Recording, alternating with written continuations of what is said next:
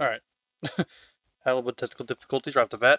What's going on, everybody? My name is Austin. You are back at Birdify Gaming, and we are here with Doki Doki Literature Club Plus. So, I think I finished both part ones. I'm going into part two. Let me see. Okay, so I'm just going to go into part two, both of these, and we're going to see what's up. Another day passes in a flash, and it's already time for the next club meeting. Although Monica should have come up with a plan for today's club tasks, she has been able to shake her guilt and anxiety after reading Sayori's poem. I'm so stupid. How did I let myself be the center of attention? Sayori is going through these kinds of feelings and I'm letting her comfort me instead of the other way around. What kind of club president does that? This whole time I didn't think to ask about her own feelings. So much for the stupid vision. Sayori enters the club room with her usual smile, but upon seeing downcast Monica, her smile quickly fades to an expression of concern. Monica? Is everything okay? I'm really sorry. I'm such a terrible friend. Huh? What are you talking about? You're an amazing friend. Monica shakes her head. I made this all about myself. Even you said so yesterday. You told me that I'm trying to make the club that I need most, right? But my problems are so trivial compared to yours. Sayori responds quietly. What are you talking about? I gotta sneeze. It's starting to become fall. My allergies are acting up and I hate it. But as she says that, her face darkens. Through the silence, Sayori mutters her realization. I left my folder here. Monica stares blankly ahead, unable to come up with a response. Wasn't ready to share those. Now you're worrying about me. I don't want that. But why? We're friends, right? Wordlessly, Sayori nods. Friends look out for each other. I want to be here for you as much as you're here for me. Another long moment passes in silence. The air is incredibly heavy. This is different. It wasn't just about you yesterday. It was about the club. Besides, things were so happy yesterday. You don't need to do all this, or you don't need to do this all of a sudden. I don't want it. I like happy, so if you do this, then you're just being selfish. Monica massages her forehead, struggling through the frustration of such a paradox. Understandable that Sayori isn't ready to share certain things, but as unfair as it is for Monica to pry, it's also painful for Monica to force herself to ignore the needs of her friend. I'm sorry I looked. I disrespected your privacy. No, I don't blame you for looking. Would have at least needed to check if it was mine. Yeah. Monica takes a deep breath. Okay. I understand that you don't want me to worry. I think I'll be able to put this aside so that we can move on. But can you promise me something? Promise you what? Monica pauses to collect her thoughts. This is the Literature Club. It's a place where people can express themselves in the ways that life normally doesn't allow them to. That's the vision. In fact, it's our vision. Write the way to your heart or whatever. So I just want you to promise that you'll remember that too. It doesn't have to be right now, but I want to be here for you when you need it. I want us to be ourselves like that. Sayori smiles gently. I promise if you promise. Unable to help it, Monica returns Sayori's smile. Yeah, returns. returns Sayori's smile. I promise. Me too. As the conversation closes, the mood in the room is lifted. With that behind him, it's time to proceed with club activities. So, want to teach me about poetry? Huh? But what about recruitment? It's fine. We have plenty of time for that. But right now, I feel like I want to do this. I mean, I do have to fulfill my end of the promise, you know. There's no way I can say no to that. Just don't expect much. I do a lot of writing, but I'm not like a scholar or anything. That's fine. I think I just need like some motivation. Never know where to start when it comes to writing poems. Starting isn't so hard. You kind of just need to write down your feelings and see where it takes you.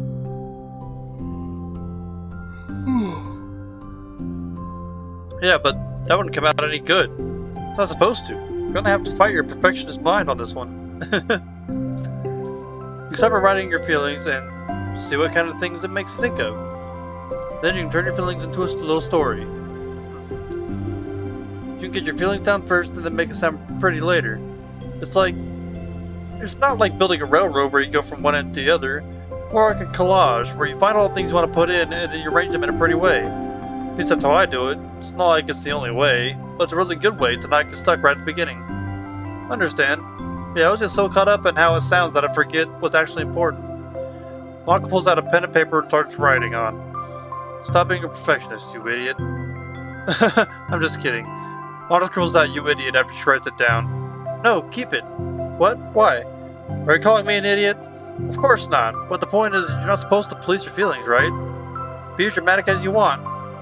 But I was just... Well, yeah. Already the scribble, Monica rewrites, you idiot. She stares at the paper. Words stare back at her. Kinda funny how I wrote down that I'm mad at myself for, and then I did the exact thing anyway. This really gonna take some getting used to. I believe in you. Thanks. I do too. Me, I mean. But also you, of course. Monica continues to exercise, jotting down her thoughts.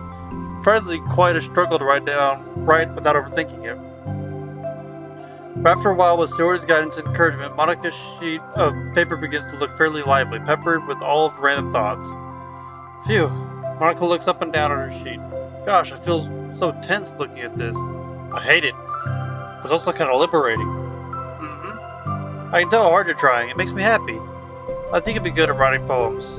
Don't give me too much credit. I'd have to try really hard at it. But I think it's something that I'll enjoy doing, with you. Sayori beams. I'll stop here, but we still have time. Let's try to work on a new flyer for the club. Won't be so picky about the language. Yay, let's do it! Monica and Sayori proceed with their work. With each passing day, the two of them become more confident in the club. Not simply from recruitment planning, but from their vision as well. As their bond strengthens, so does the essence of the literature club. Finally, they begin to truly feel it's only a matter of time before they find more members.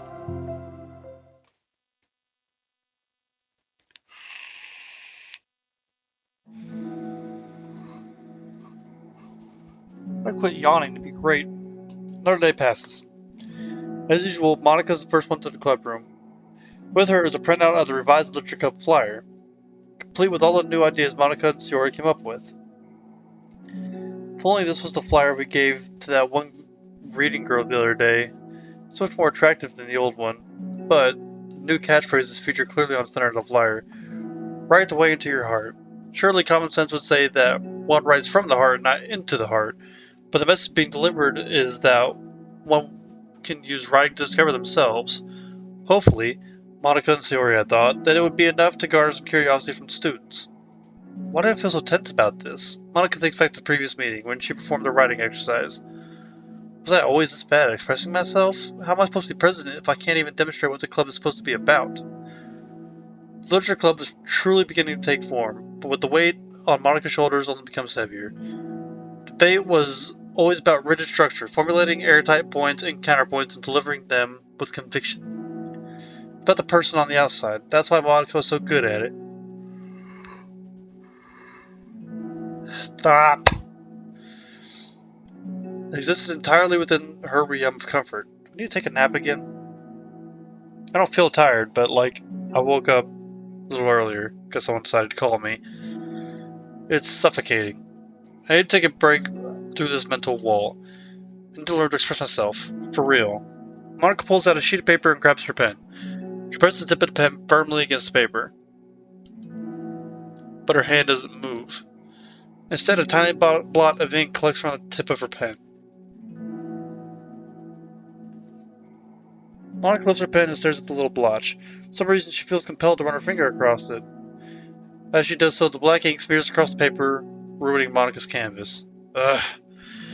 Out of fight for herself, Monica presses her pen down once again, letting the ink collect. She creates a second smear on the paper.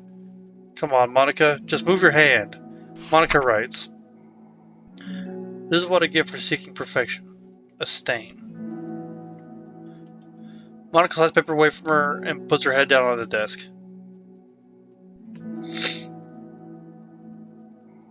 The air conditioner seems louder today.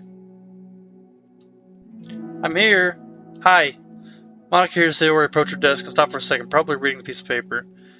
Then she sits down at the adjacent desk. Bad day? Mm-hmm. Me too. You too. The new flyer looks so good. You've been working so hard. On the club, but also something else, I think. I can't do it. I'm sorry. It's so hard to just be vulnerable. Sayori takes the sheet of paper off from Monica's desk. Try something down and stares at it for a while. Can I trust you? Of course. You can trust me with anything. Sayori gazes into Monica with sadness in her eyes. Understanding the signal, Monica takes paper from Sayori's desk and reads it. Sometimes I want to die. I literally have goosebumps. I don't know if the camera's gonna be good enough to pick it up. You can kind of see the hair standing up my arms a little bit.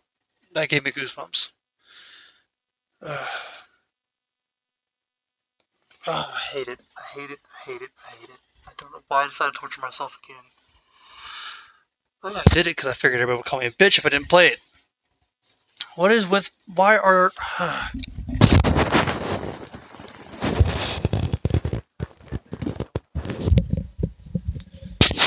Okay, so here's the thing.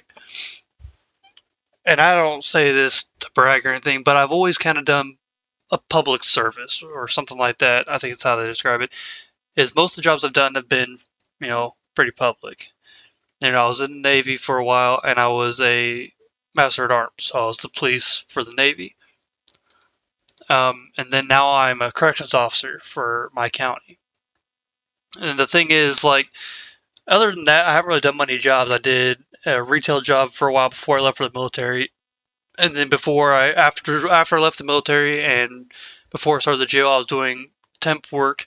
I did some like construction and I did some housekeeping, but all that stuff wasn't really. I don't count as a job, so I didn't stay very long with those.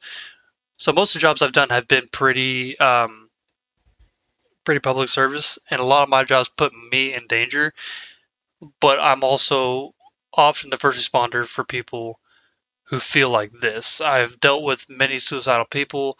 I've dealt with suicides, and it's never easy to deal with them, and it's one of those things that I struggle with on a daily basis. It's part of the reason I can't sleep because you know my dad technically committed suicide.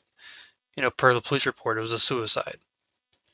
And then all suicides I've dealt with since then, it's hard, and I have nightmares about it every night. And there was a time even I wanted to kill myself.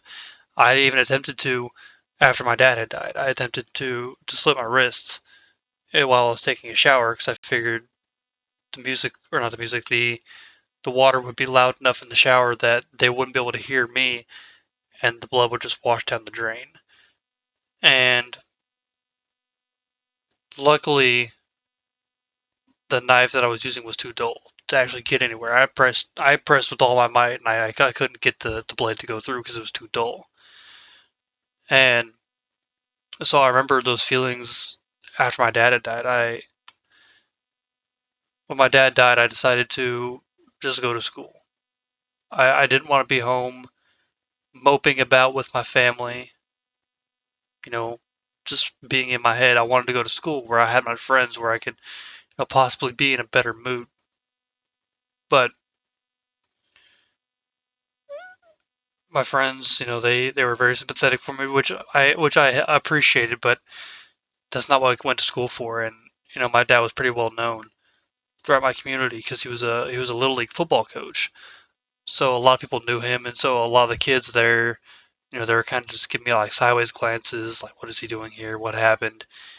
And the teachers, they were also giving me glances and shit like that. And eventually it all just, I broke down in class at one point. And I remember after my dad had died for the first few months, I had felt pretty hopeless. And I really didn't want to be alive anymore. I felt, and that was a very rough time in my life too, because I just got out of my first long-term relationship with a girl that I really cared for.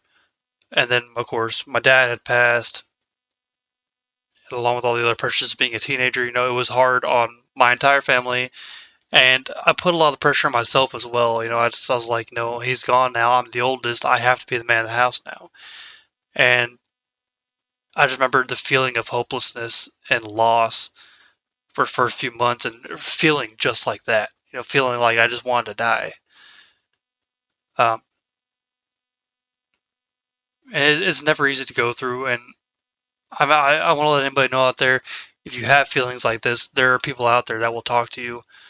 Um, you know, even if you, I have a Facebook page under Burkify Gaming on Facebook. You can, if you feel like you need to reach out to somebody, you can find me there.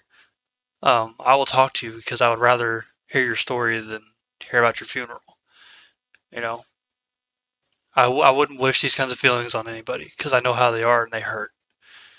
You know, and not only that, but people have to deal with it. It traumatizes them. I have nightmares every night. I don't sleep. I mean, I don't know if you can tell, but the dark circles under my eyes have just gotten worse and worse. I haven't slept well in 3 years. I think the last time I got a good day's sleep was because I was sick. So, yeah, I'm not telling everybody this for a pity party. I don't want people to hit me up on my Facebook page or comment on the video or anything like that. Like, oh hey, I'm so sorry for your loss, or that's so sad. Like, I don't want that because this is not who I am. I don't ask for anything like that. But I say this more so people out there, if you know that someone's going through this sort of feelings, I know it can be hard to broach the subject of, are you thinking about hurting yourself? But it's always better to make sure, in my opinion. Some people are like, oh, don't do that because it puts a thought in their head, but they're they could already be thinking it, and then you're in a bigger problem. So just keep a closer watch on your friends and on your family, and be there for somebody if they need it. Um, and if you are getting worse, I recommend seeking professional help. Um, which I know I should take my own advice. I should go seek professional help. I just don't have time between my Twitch and my house and my full time job. I just don't have time. But I'm not sponsored by BetterHelp or anything like that. I know like people who watch podcasts and YouTubers are like, oh, today's video is sponsored by BetterHelp. It's not sponsored by BetterHelp. I've actually looked into BetterHelp myself, and they're relatively cheap. I think for like a month or maybe it was 3 months. I don't. I can get a subscription for like $100. It was like 109. So um, there are some alternatives out there you can use. But if you're going through that, you feel like you have no one to talk to, seek professional help. I mean, I've been in therapy before, and it kind of helped me a little bit. So, anyway, I'm done with that. I'm never going to get done with this episode. I can talk about this all day. I don't want to. It's making me sad. I want to be in a good mood today. So, we're going to move on. Sayori. This is really, really hard for me. Her voice shakes. So, if I can do it, then you can too, because you're like a million times better than me. That's completely not true. Sayori takes a deep breath, trying to steady herself. That's something about me I've never told anyone before. Even now, my head is like screaming at me to stop. Wait, you don't have to force yourself. I mean, just because of the promise yesterday, I want to. It just feels right. I mean, maybe it's part of the reason I came to this club in the first place. This is the literature club. I trust you more than I'm scared. At those words, Monica stands up. Sayori must have taken days to work up the courage for this. Were Monica's own futile but genuine efforts actually the push that Sayori needed? Sayori's deliberate breaths can be heard over the air conditioner. As she prepares herself to continue, Monica waits in gentle silence. I have this problem where I get really upset when people worry too much about me. I can't control it. It's like, why waste energy worrying about me when you can just be happy instead? So I never tell anyone about these kinds of thoughts that I have. It's so much easier to just smile and help everyone else be happy. But that's terrible. So Monica wants to say, but she stops herself in fear of saying the wrong thing. It's just that if everyone knew about it, they wouldn't treat me the same anymore. Like whenever I'm not smiling, everyone would worry about me and ask what's wrong. I know that because I used to be like that. Sayori pauses, seeming to recall something in the past. I just want everyone to be happy. That's the most important thing to me. And letting people look inside my head doesn't bring happiness to anyone. Sayori pauses again. Her solemn expression makes her look almost like an entirely different person. How did you find the courage to tell me this? You're not worried that I'll be one of those people too? I am worried. Part of me really hates myself for doing this, but another part of me, I think, just felt like it would be different this time. Whenever we talk about what the club is supposed to mean, I kept feeling like it was right for me to do. Especially after you've been trying so hard to express yourself too. It just made me feel like I could say it in confidence and our friendship doesn't have to change. It's so silly. The club is only 2 people, but it already means this much to me. Monica feels a tightening sensation in her heart. A feeling of connection as Sayori's emotion radiates between them. Me too. I was so lost until you showed up. You're so brave, Sayori. You're so strong and brave. I don't even compare. Monica steps forward, but if nothing else, I can at least offer you some hug energy, if you'd like.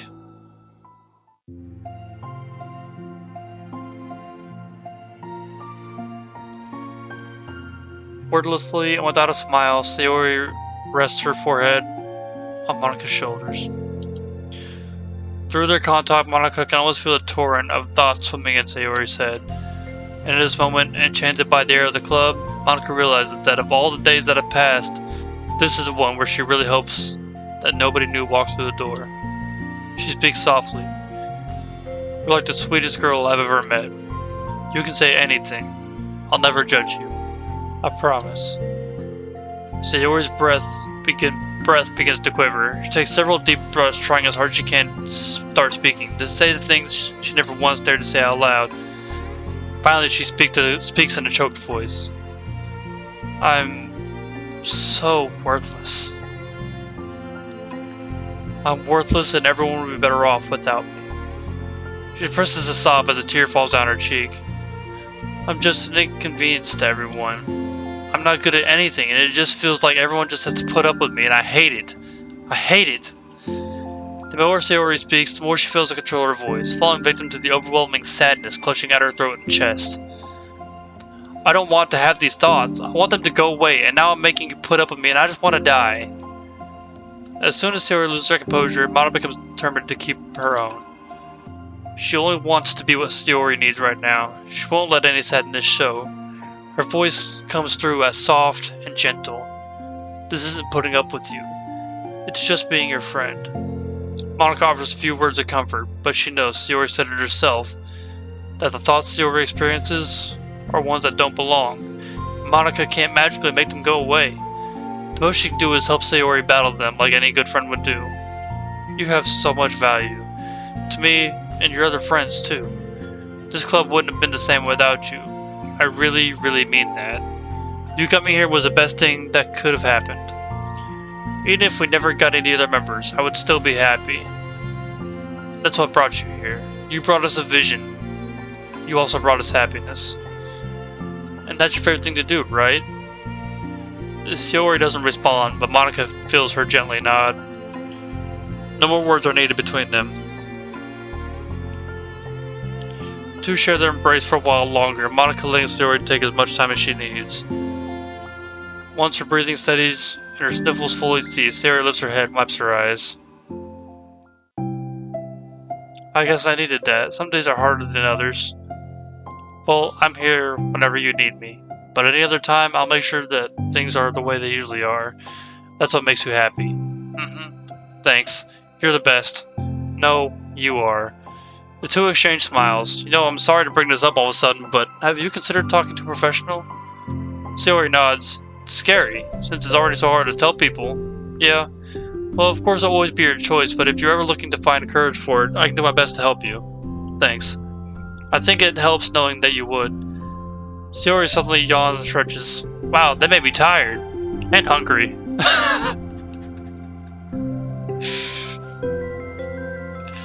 Well, I won't make you do any work today if you're not up for it. No, I want to. I mean, I can say it's definitely one thing that makes me happy. Monica smiles. But I might want to get a snack first. All of a sudden, the sound of the door causes two of them to turn their heads. The door opens halfway, and a face peeks inside. The face is familiar. And that's where I picked up on the second one, or this one that I already did because I'm stupid. Oh. The thing is, I've already played this once. And now it's got side stories, and I'm feeling more connected to the characters, and it's gonna hurt when they die. Because I know they do. I know they do.